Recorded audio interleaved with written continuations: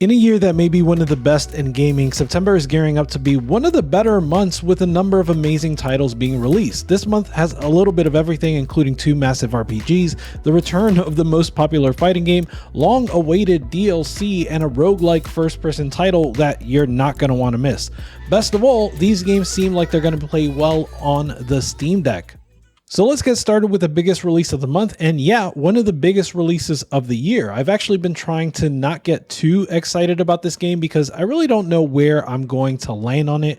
This is the first single-player RPG from Bethesda since Fallout 4 came out in 2015, and I guess I just don't want to get my hopes too high, especially because the best Bethesda RPGs have a wide variety of ways to play through them, and I can think of so many interesting possibilities for a spacefaring odyssey. What will it feel like to be a space pirate? Can you hitchhike across the galaxy? What kind of ships, guns, and outposts can you build? What kind of missions will you go on as a space mercenary? And more importantly, is there a faction that is as memorable as the Dark Brotherhood in the Elder Scrolls games? These are just some of the questions I've avoided asking myself until now, and thankfully, we're only a few days away from release. There is a chance that this won't play very well on Steam Deck, but currently I'm optimistic, especially considering the fact that Microsoft is gonna want this game to play great on the Series S.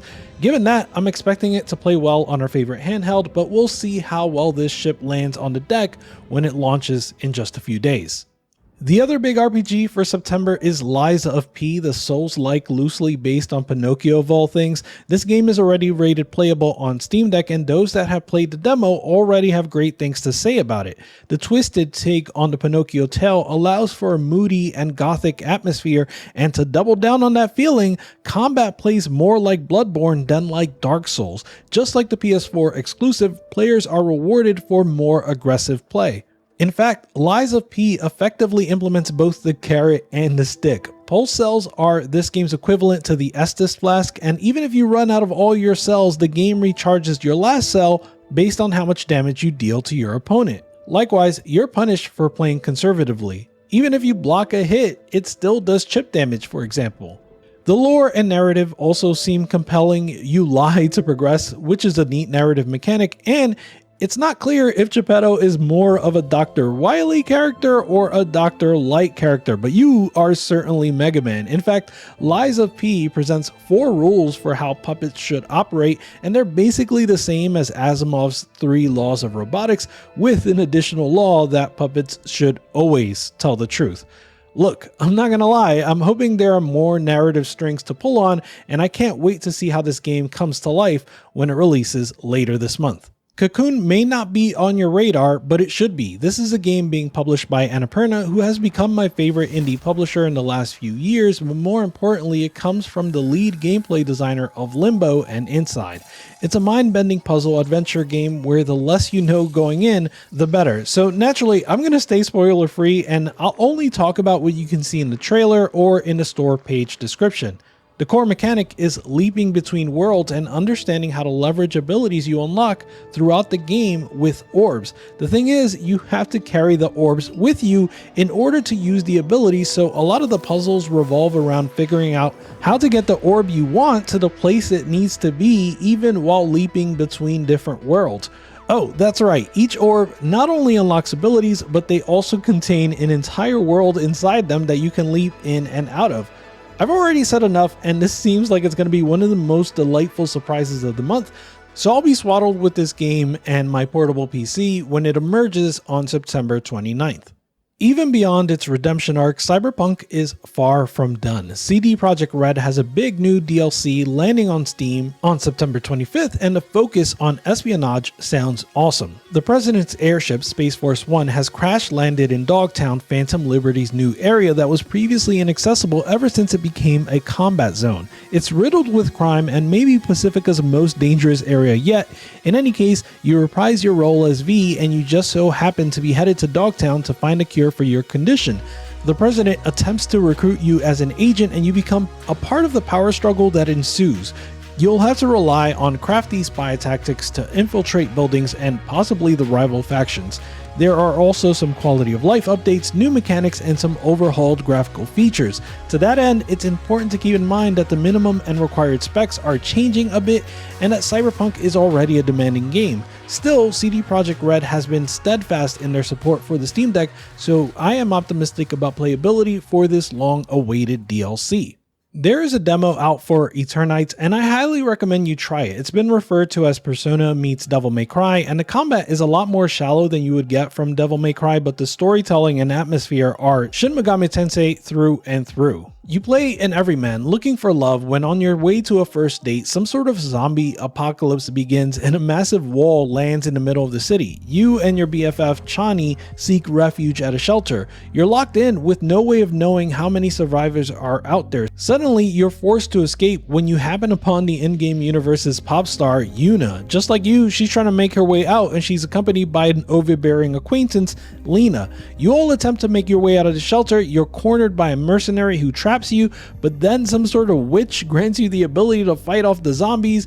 I left out a lot of interesting twists and turns, but suffice it to say, Eternights captures the dark coming of age vibe that Persona does all too well, and it does so with competent combat mechanics that are enough to keep you engaged. I hope the combat gets even better, but even if it doesn't, I'm certain that the narrative will be enough to keep me invested. The demo plays well on Steam Deck, and you won't have to wait an eternity to get this game in bed with you since it launches early this month on September 12th.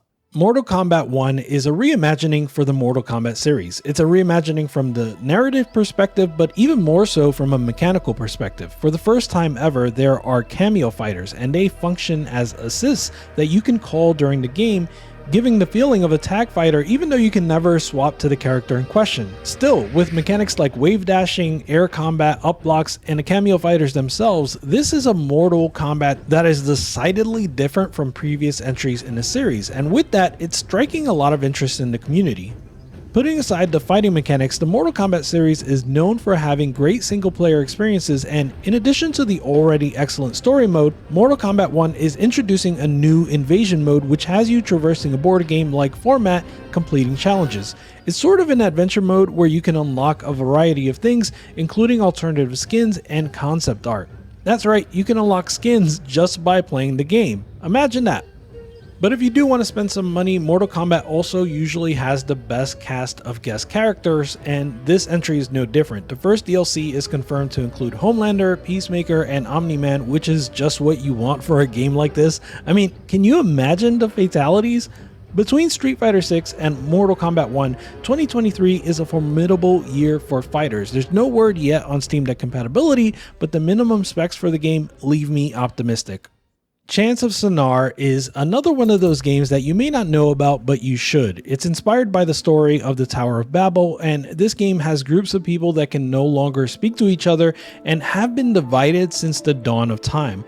You play a sort of translator diplomat learning to speak with the people around you. You start with simple puzzles that help you decipher the glyphs that are used by groups of people you encounter. You might, for example, pull on a literal lever to learn which word means up and which word means down. Each word serves as both a lock and a key. It's the obstacle in your path, but once you learn its meaning, it unlocks so much more ahead of you.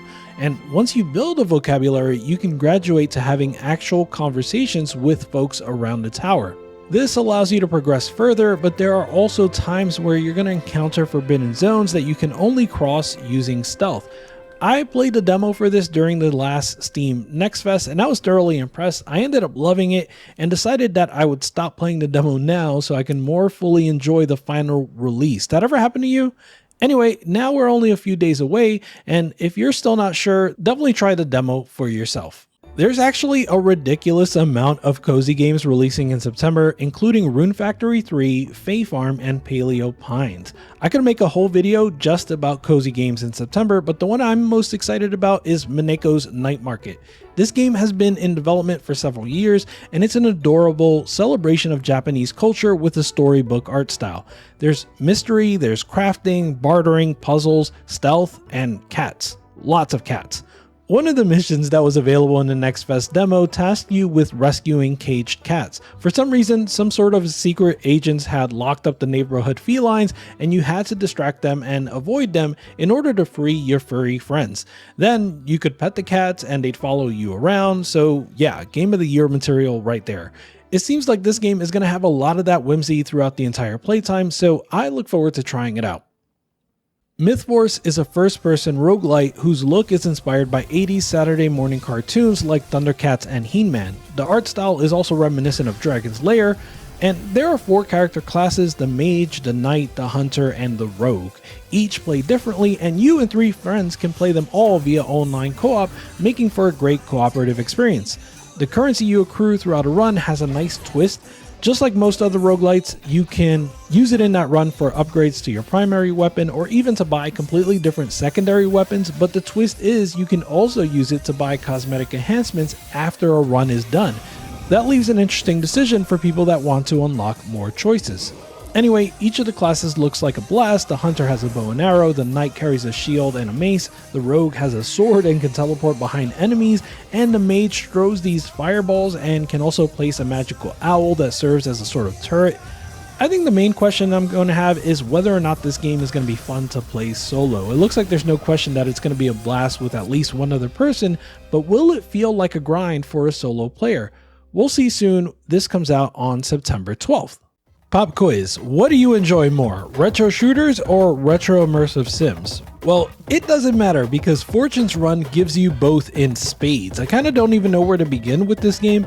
First of all, it's most reminiscent of titles like Deus Ex and EYE Divine Cybermancy, but it somehow has a really interesting melee combat system with combos and the ability to break an opponent's stance. There are grabs, mix-ups, parries, and more. This is rarely executed well from a first-person perspective, but it's handled great here. The cyberpunk atmosphere is also perfect, but it's more grimy cyberpunk. There is like no neon here. My only concern is trying to play this on the Steam Deck. I've tried the demo on the deck and the controls do work, but this game is really fast paced and there are whole terminal sections that require typing.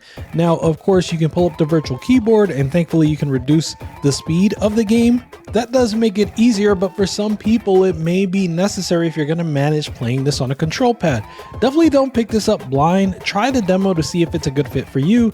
I enjoyed it and I'll be picking this up when it drops into early access on the 27th. Super Bomberman R is getting a sequel with a 64-player battle royale and a new battle mode where you defend your castle. And that may not even be the best party game of the month because Party Animals looks like Gang Beasts but much better. Almost 10 years later, Payday 2 is getting a sequel and it's a bit of a return to its roots. Halma is a point and click that's all about deduction. It's got solid voice acting, a comic inspired art style, and deduction mechanics that are reminiscent of Phoenix Wright. Another point and click that caught my eye is the many pieces of Mr. Ku. The surreal hand-drawn animations are phenomenal and the puzzles are tricky. And Slaps and Beans 2 is a follow-up to an underrated beat-em-up title from a few years ago. It's pretty simplistic compared to some of my favorite modern beat-em-ups, but I'd be lying if I said me and my kids didn't enjoy playing this together. So yeah, I really have to pick up Starfield, Liza P, and Cocoon, but I don't think I'll be skipping on any of these titles. Let me know what you'll be picking up this month and what you are adding to your wish list. That gang out. Goodbye!